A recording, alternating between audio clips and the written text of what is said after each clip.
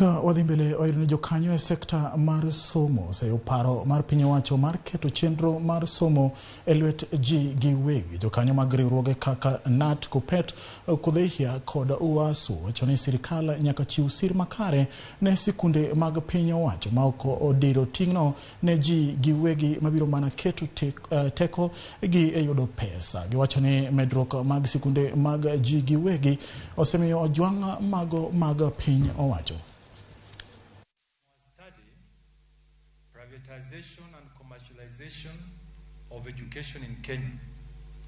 It is clear that the education sector is in a mess considering the inconsistent and unclear policies such as the current implementation of the new competency curriculum CBC. Serikal ok nyal wacho ni koro ni university gi gin koro giro bedo mana mag ji giwegi. Mano wan kaka Uwasu watamore.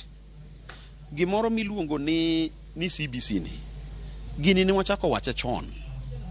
Gini en ang'o?